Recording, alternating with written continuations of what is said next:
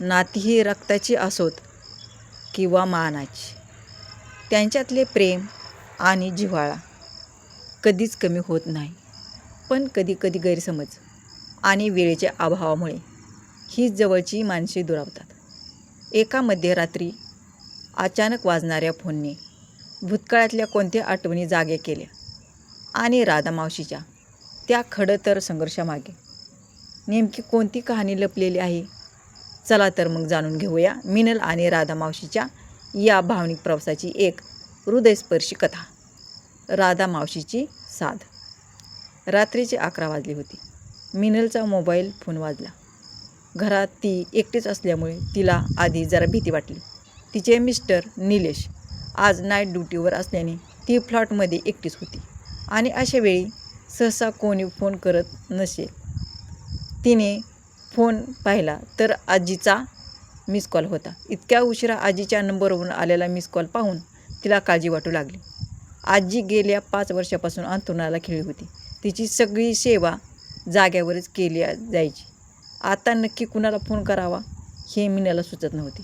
मग शेवटी तिने तिच्या छोट्या भावाला वरूणला फोन केला आणि सगळं व्यवस्थित असल्याची खात्री करून घेतली.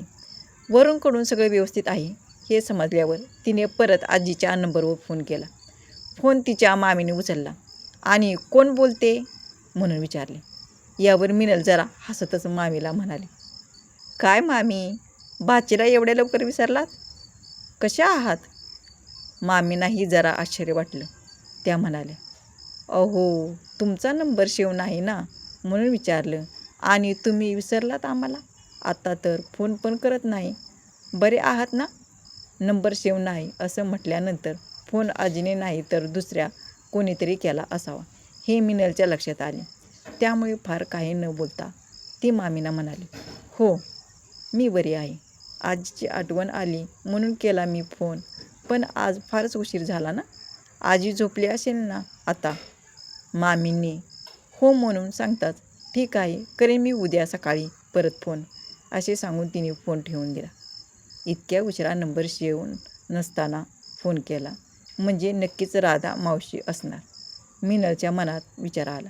कानर मिनलचे लग्न ठरले तेव्हा तिने स्वतः समोर बसून राधा मावशीच्या फोनमध्ये आपला नंबर सेव्ह करून घेतला होता आणि सांगितले होते, हा नंबर कायम लक्षात ठेव. मी तुला करीनच कायम फोन, पण तुला गरज असेल तर माझ्या फोनची वाट बघत बसायला नको. तुला वाटेल तेव्हा तू फोन करू शकशील. मिनलच्या लग्नाला 3 वर्ष होऊन गेली तरी ती न चुकता राधा मावशीची आठवड्यातून एकदा नक्की चौकशी करायची. पण 6 महिन्यापूर्वी निलेशची बदली पुण्याला झाली आणि त्याने तिथेच फ्लॅट घेतला.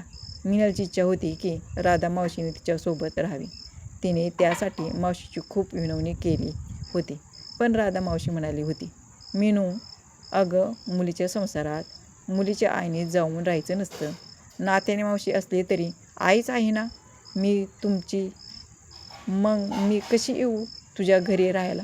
तुला नवा संसार आहे त्यावर माझी सावली नको पडायला. मावशीचे हे बोलणे मिनलला अजिबात आवडले नव्हते.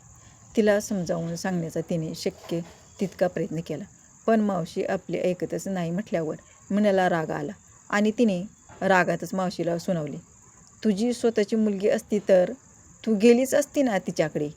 मग माझ्यासोबत यायला काय अडचण आहे?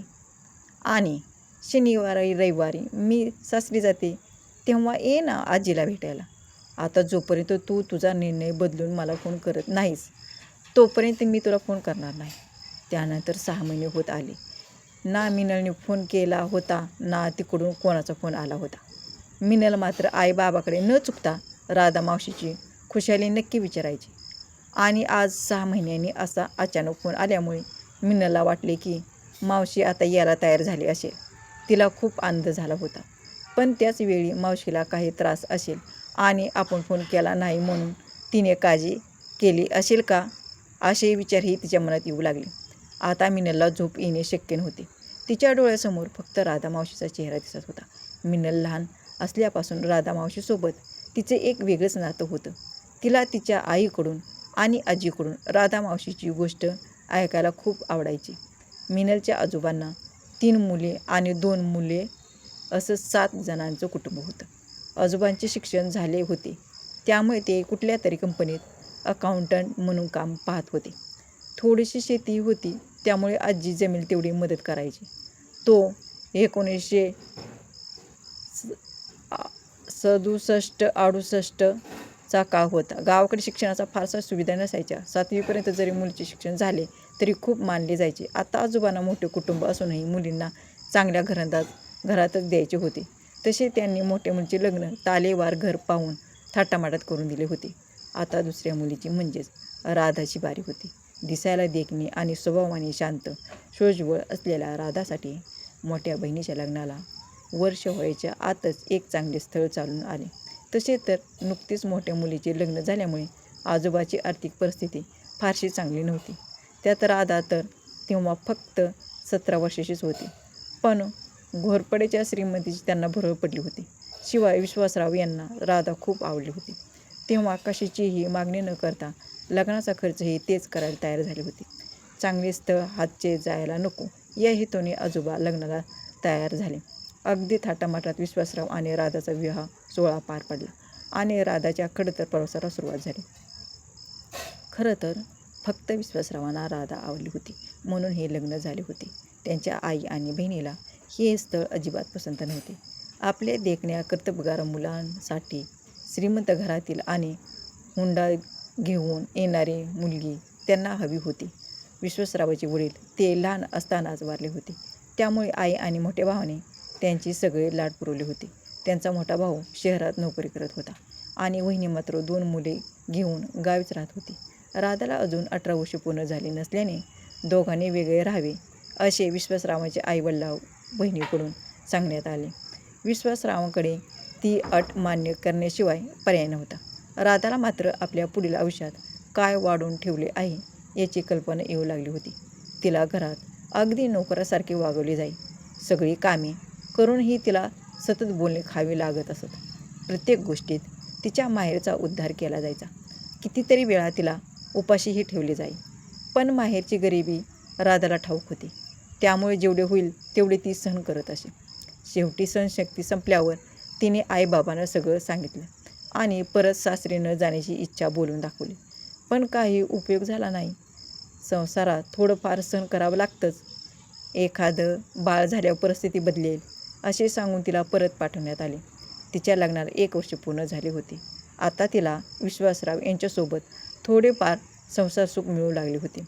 तिला होणाऱ्या त्रासावर फुंकर घालायला विश्वासरावांचे प्रेम पुरेसे होते.